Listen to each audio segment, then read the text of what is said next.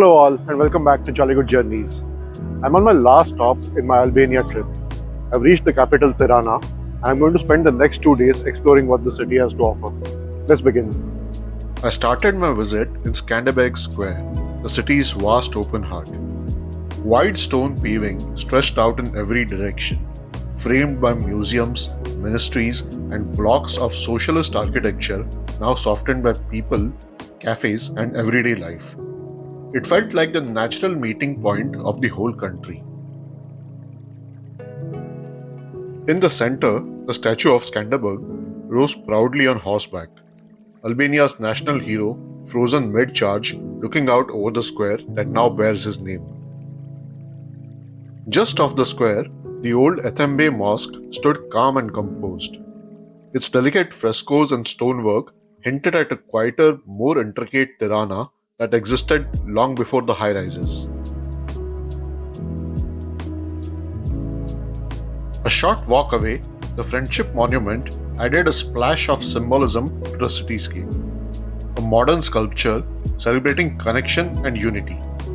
Around it, traffic circled, kids played, and people moved quickly between errands and coffee stops. Even in its busiest corners, Tirana found space to pause and reflect on where it's heading.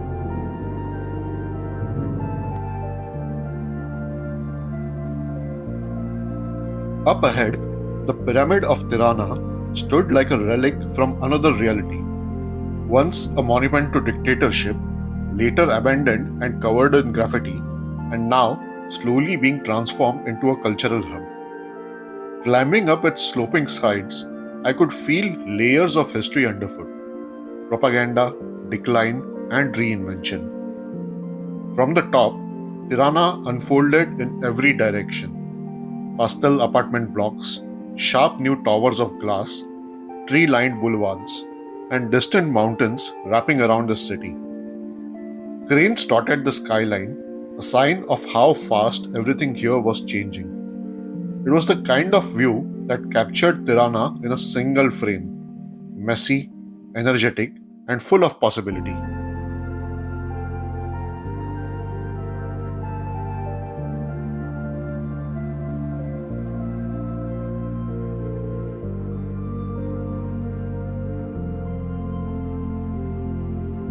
A few streets away, another piece of Albania's past waited underground. The entrance to Bunk'Art too looked almost understated from the outside, but stepping through the doors felt like crossing into a different era, one of fear, suspicion, and heavy concrete.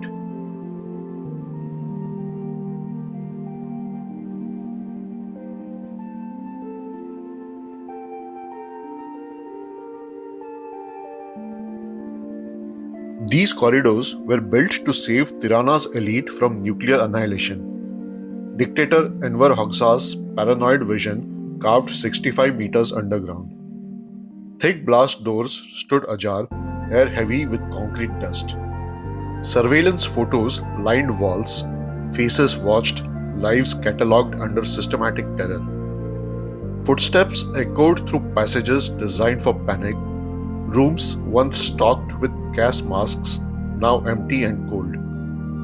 Dim lights cast shadows across scarred concrete, a regime's fear made permanent. This wasn't history, it felt like yesterday.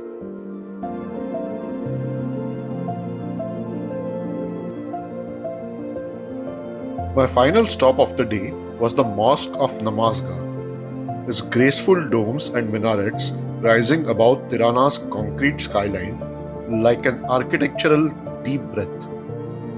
This mosque, built in defiance of atheist oppression, stood as living proof of endurance.